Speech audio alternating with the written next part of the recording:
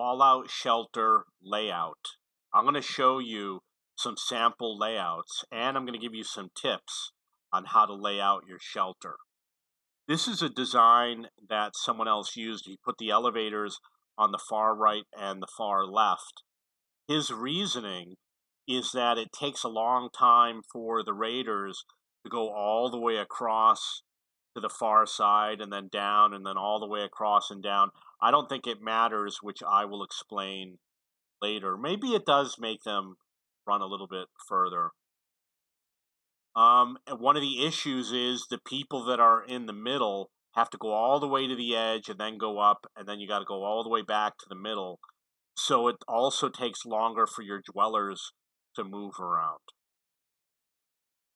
This is an interesting layout someone came up with. Really not going to talk about it much, but obviously he built the rooms around the rocks, which is going to save some of the money. This is similar to the design that I use. I use 3 on the left, 3 in the middle, 2 on the right, and the ones on the right are mostly training rooms, radio, etc. And on the left, you have everything that produces something because you want to get the maximum amount of production. Training doesn't matter because they train while you're asleep, but they don't produce electricity while you're asleep. So a small room is just as good as a big room. So here's some tips. Put your storage rooms near the bottom, far from electricity. If there's a power outage, you want your essential rooms near electricity. So you know which rooms are the electrical rooms, such as the one at the top. I'm guessing these are the storage rooms on the right over here.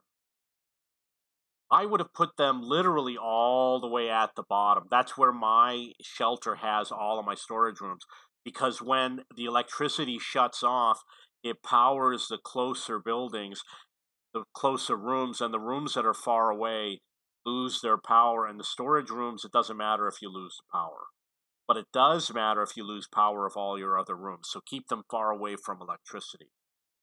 Put strength-related rooms or anything suitable for defending against raiders near the entrance or top.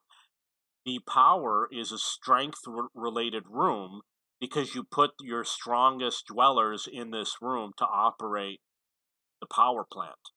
So when the raiders come in, they have to go up against your strongest dwellers who are obviously going to be better armed. And I would put the training rooms for strength over here.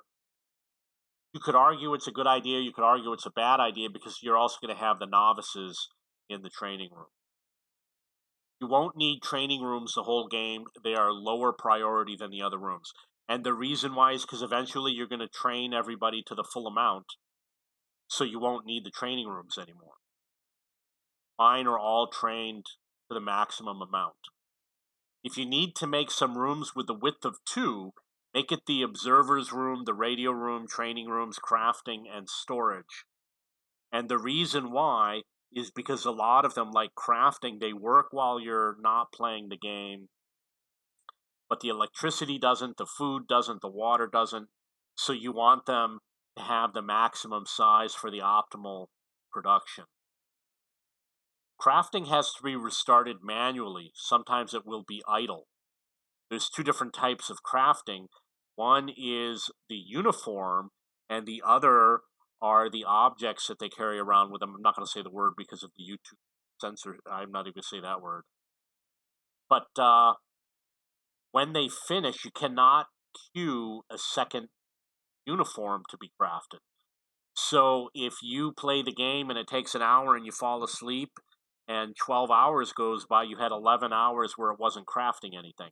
You got to restart it manually.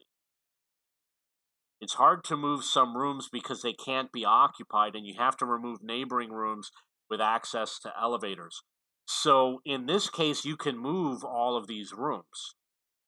But in this case, the middle rooms cannot be moved unless you take all the dwellers out of the adjacent room, remove all the dwellers from this room, and then you can start the process of removing the rooms and then possibly rebuilding. It can be very expensive to do it.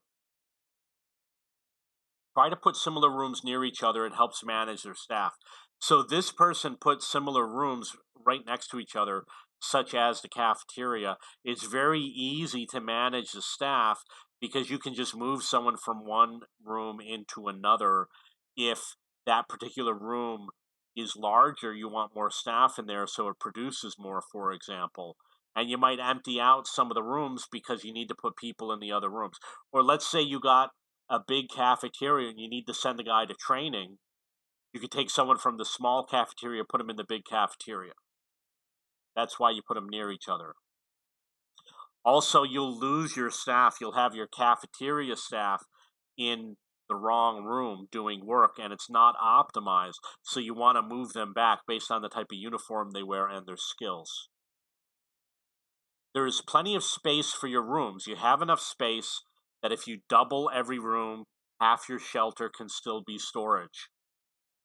This only shows the top of the shelter.